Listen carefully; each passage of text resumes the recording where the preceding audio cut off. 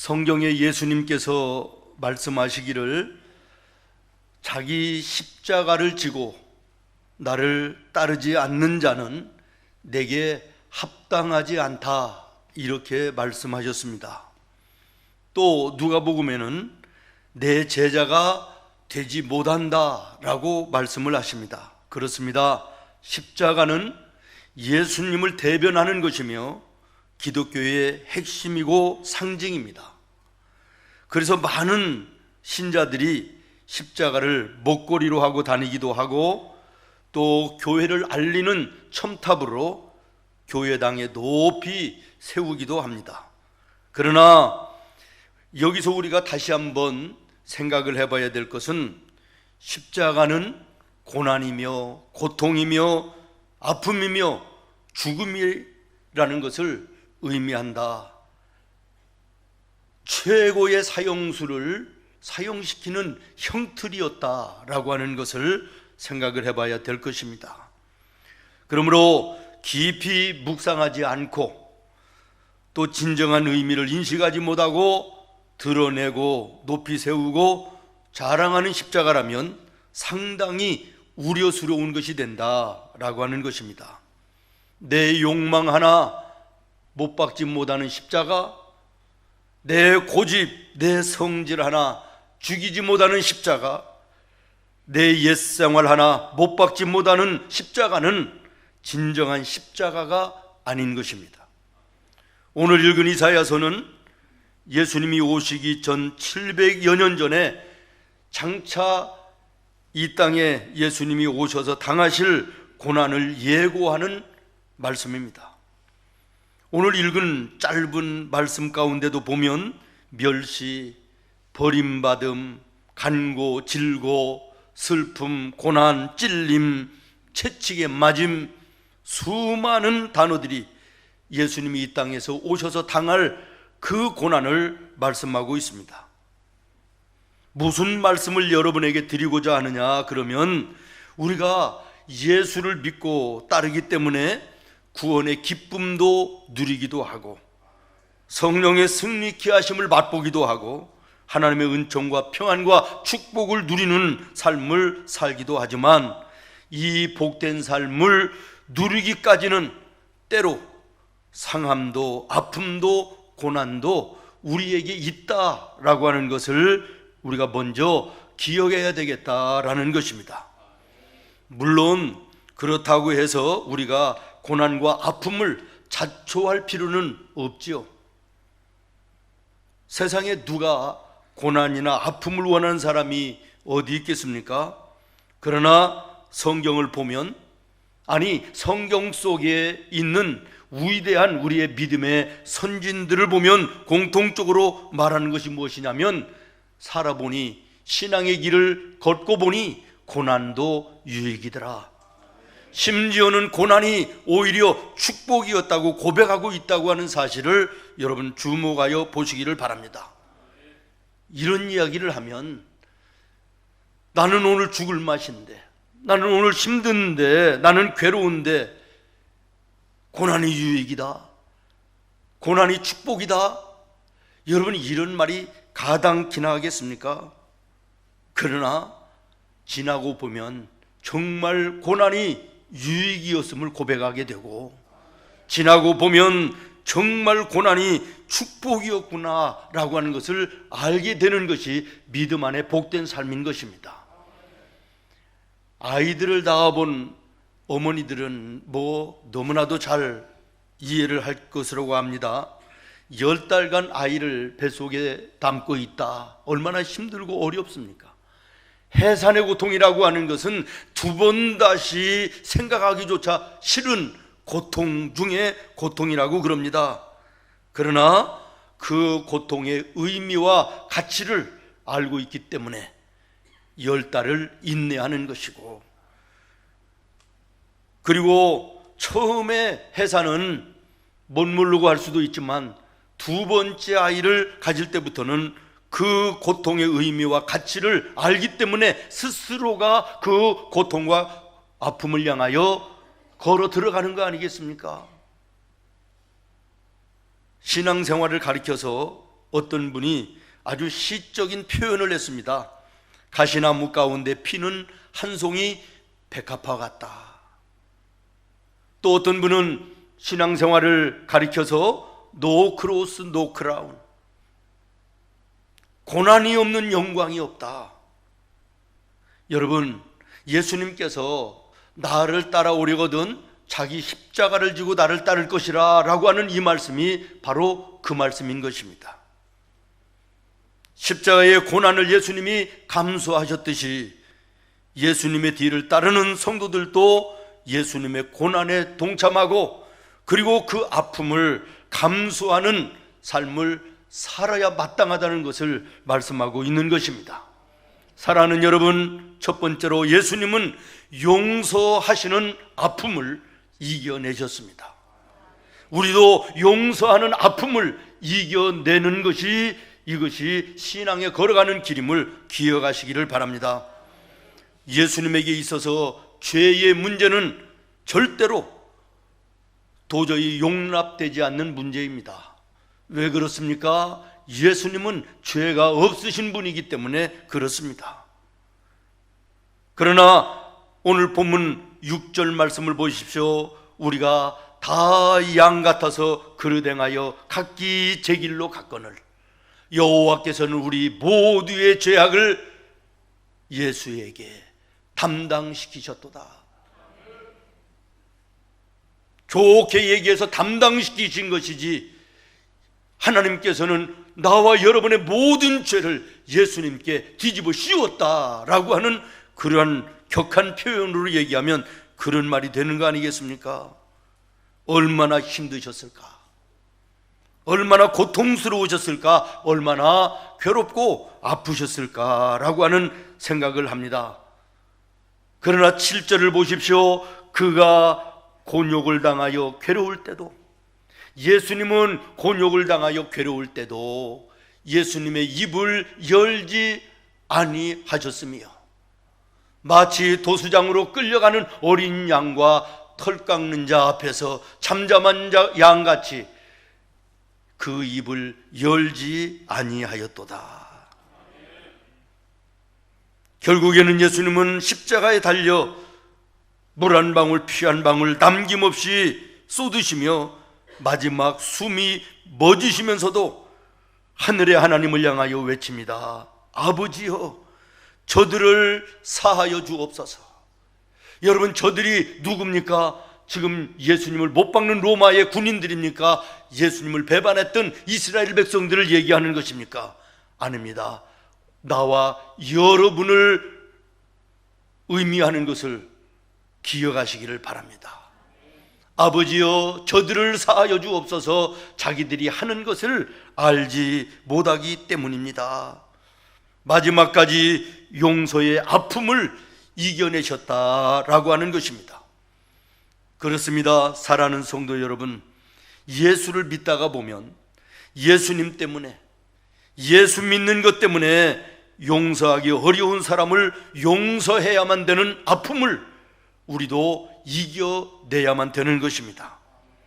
그리고 그 용서에는 아픔이 따라온다는 사실도 기억해야 될 것입니다. 내가 그렇게 믿었던 사람인데 나를 배신하기도 합니다. 이유도 모르겠는데 뒤에서 나를 비난합니다. 욕합니다. 헐뜯습니다. 이유도 없이 나를 괴롭힙니다.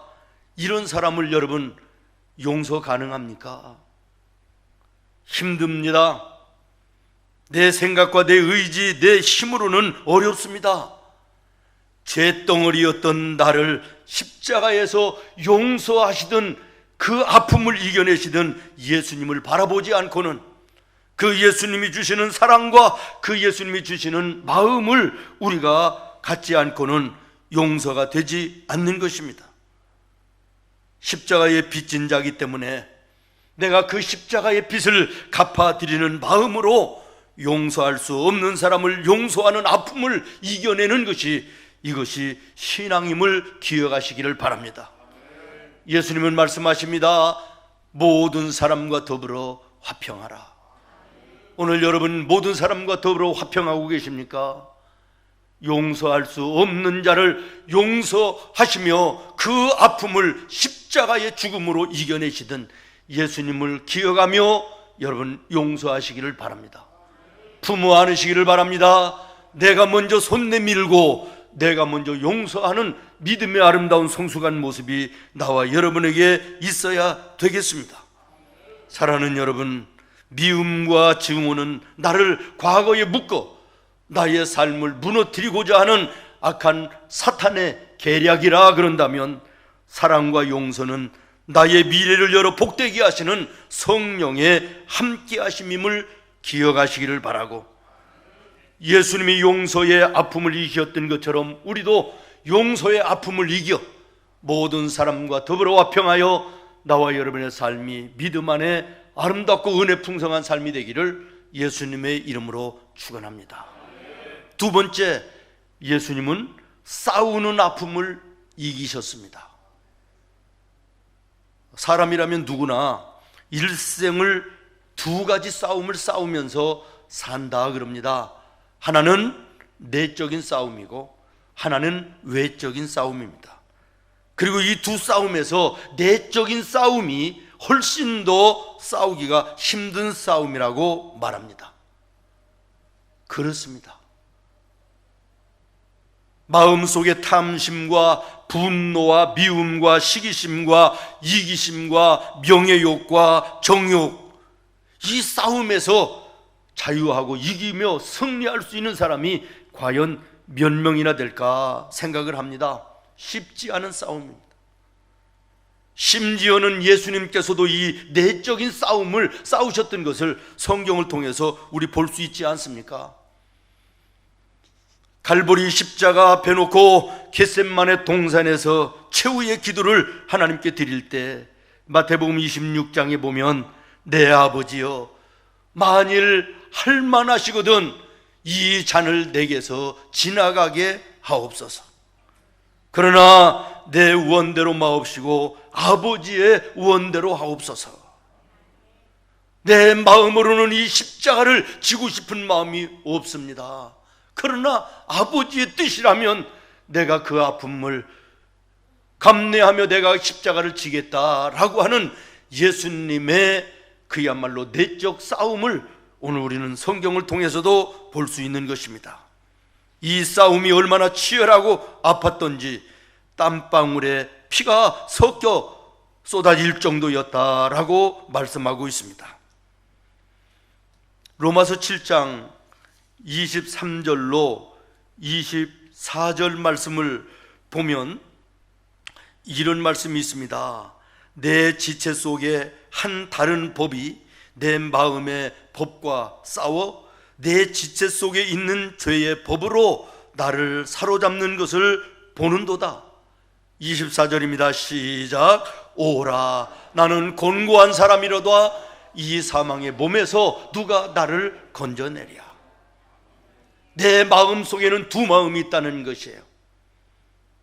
한 마음은 하나님의 선하신 뜻을 따라 살기를 원하는데, 또 다른 한쪽에서는 그렇게 살지 못하도록 나를 괴롭히고 힘들게 하는 이것이 있어 이 두 싸움이 내 마음 속에 싸우고 있다.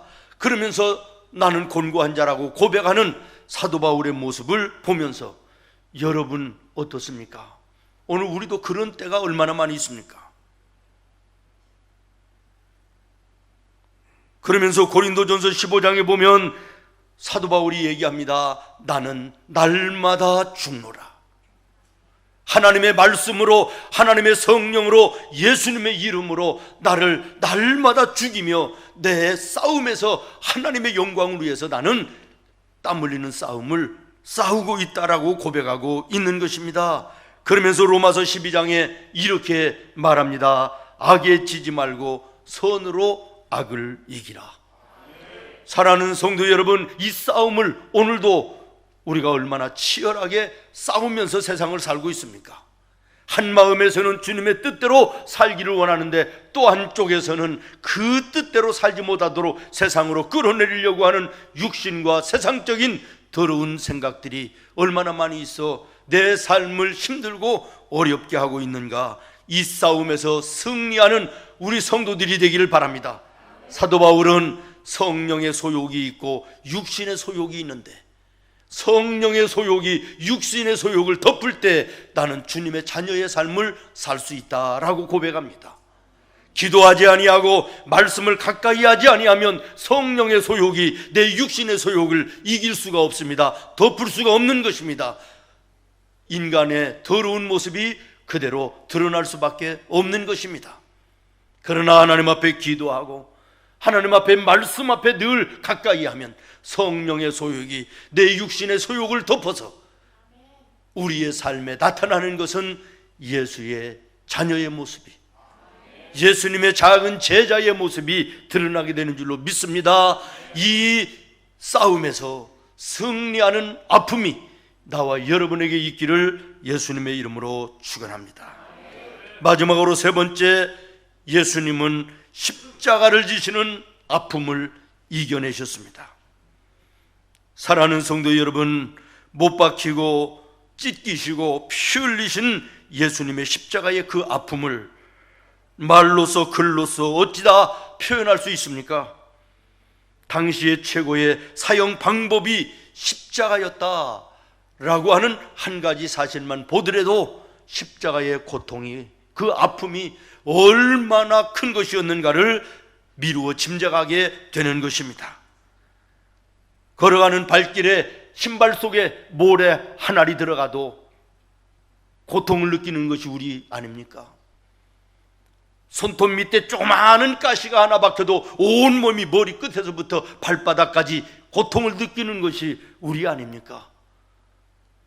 그러나 손과 발에 창을 받으시고 못을 받으시고 옆구리에 창과 양손과 양발에 못을 박으시고 머리에 가시관 면류관을 쓰시고 십자가에 매달리셨던 그 예수님의 고통을, 그 아픔을 여러분들 한번 미루어 생각해 보시기를 바랍니다.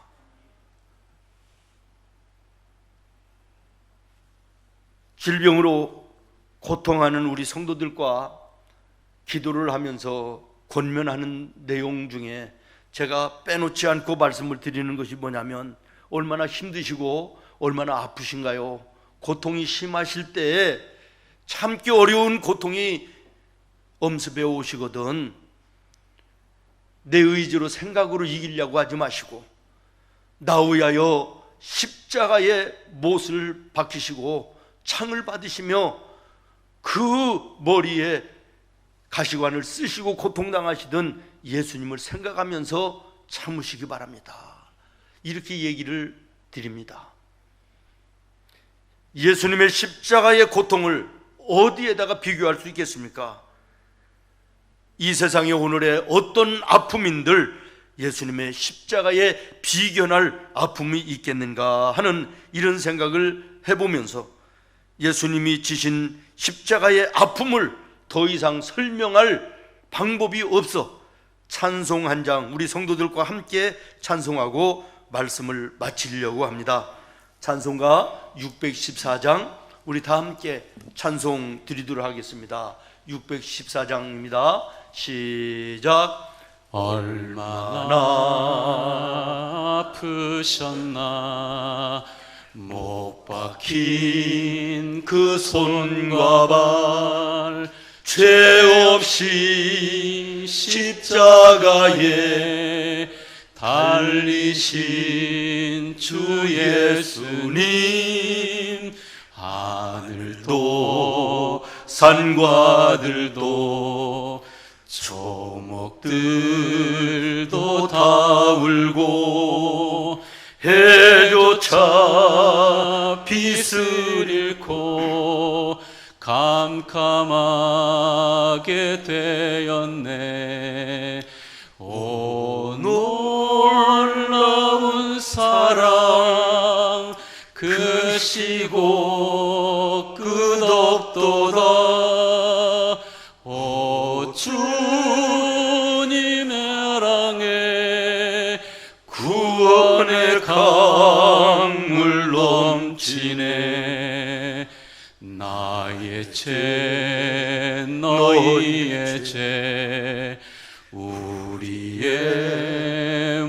모든 죄를 모두 다 사시려 십자가 달리신 주 얼굴과 손과 발에 흐르는 그 귀한 피 골고다 언덕 위에 붉게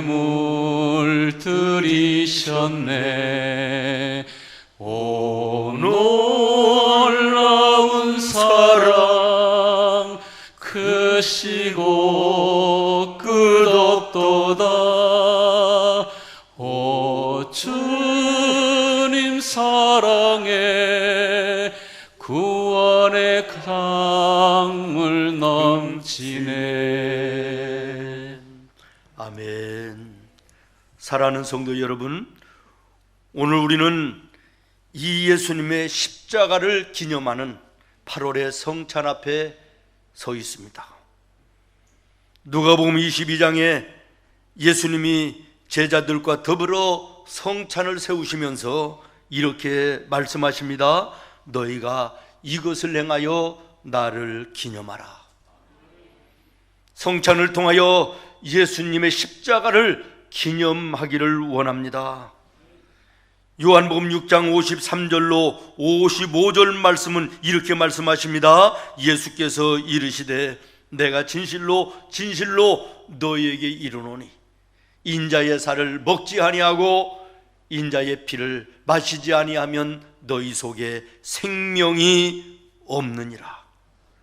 내 살을 먹고 내 피를 마시는 자는 영생을 가졌고 마지막 날에 내가 그를 다시 살리리니 내 살은 참된 양식이요 내 피는 참된 음료로다. 성찬에는 영원한 생명을 얻게 하는 능력이 있음을 말씀하고 있습니다. 우리가 마음을 다하여 떡을 떼며 잔을 나누어 성찬을 세우신 예수님의 십자가를 우리가 마음으로 품으면 우리가 구원을 받아 하나님 나라에 영원히 사는 영생의 은혜의 복을 누리게 된다고 말씀하고 있는 것입니다.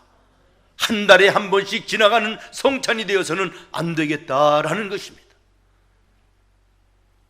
두 번째는 56절 말씀에 보면 이렇게 말씀하십니다. 내 살을 먹고 내 피를 마시는 자는 내 안에 거하고 나도 그의 안에 거하나니. 성찬에 참여하게 되면 예수님께서 내 마음에 오셔서 나와 함께 하신다라는 것입니다. 나의 부족함이 전능하신 하나님과 함께 할 때 강함의 역사가 나타나는 것입니다. 부족이 변하여 강하게 하시는, 연약함이 변하여 강하게 하시는, 더러움이 변하여 정결하게 하시는, 병듦이 변하여 고쳐주시는, 강건함을 회복하게 하시는 놀라운 은혜가 이 성찬에 있음을 기억하시고 떡을 떼며 잔을 나눌 때 영과 육의 강건한 자로 바뀌어지는 은혜의 역사가 나와 여러분에게 있기를 예수님의 이름으로 축원합니다. 요한복음 6장 57절은 이렇게 얘기합니다. 살아계신 아버지께서 나를 보내심에 내가 아버지로 말미암아 사는 것 같이 나를 먹는 그 사람도 나로 말미암아 살리라. 성찬에 참여하는 자는 그리스도의 사랑을 이 땅 위에서 실천하며 사는 자가 되어야 된다라고 말씀합니다. 성찬에 참여하고 돌아가 여러분의 삶의 현장에서 예수님의 사랑을 실천하는 믿음의 성도다운 성도의 모습으로 승리하는 나와 여러분 되기를 예수님의 이름으로 축원합니다. 기도하겠습니다. 하나님,